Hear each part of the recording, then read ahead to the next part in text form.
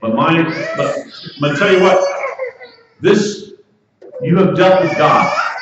You have wrestled with God.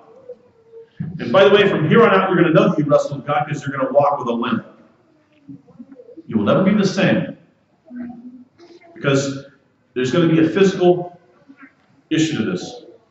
There's a physicality to this. That God comes to this earth. And here's the point I'm trying to make, is that God had been coming to this earth all along. Now, with the incarnation of Yeshua Messiah, he comes in residence to stay for a long time. But he had been coming and going all the time. Yeah, go ahead. A question with that verse. Obviously, it's used the word like, angel that he wrestled with. And the majority of people are collectively, accepting the fact that this is God. This is, Yeshua. This is God himself. What reference, other than saying you wrestled with God, perhaps other than maybe wrestling an angel on God's behalf? Yeah. I don't have time to delve into all that, other than to say that he clearly says here, Peniel, the face of God. And there's some other indications later on. We need to, other text, this is where the informing text come in, other texts say that he wrestled with God. And it's in Hosea, I believe. It says he wrestled with God. Okay. I think it's Hosea. It says that he wrestled with God. So, and I make the argument, as we don't have time to go through that whole argument right now, but I make the case that this angel of the Lord is, when it says angel of Yahweh, that it's specifically not just a representative of God, but it is God himself in human, taking on some type of formality to where people can actually see him, touch him, wrestle with him. So I think when we're dealing with the angel of the Lord, we're dealing with that. Here's the key text. The key text, go with me to Exodus 23. The key text to this is Exodus 23.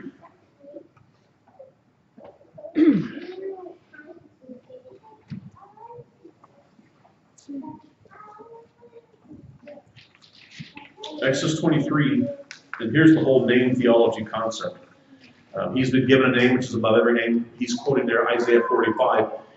But he says this, verse 20, Exodus 23:20. Behold, I send an angel before you to keep you in the way and to bring you into the place which I have prepared. Now look at this. Beware of him and Shema B'kol, obey his voice. Which is interesting because Yeshua says, my sheep hear my voice. He's taking on God prerogatives. Saying God things. And then look what he says this. Do not provoke him, for he will not pardon your transgressions, for my name is in him. So my name here being his presence. My presence is in him.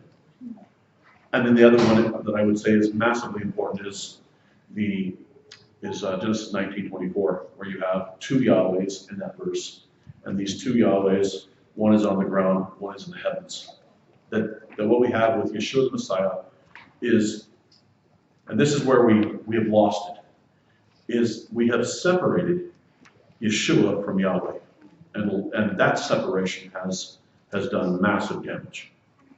We've separated the promises of God from the covenants that we have in the Hebrew Scriptures. We've left off the Hebrew roots of the faith, and this has left everything untethered.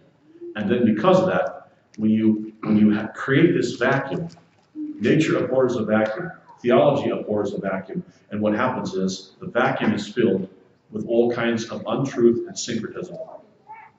And this is why we have all these layers of things that have come on top of the truth over all these thousands of years. All right, we have to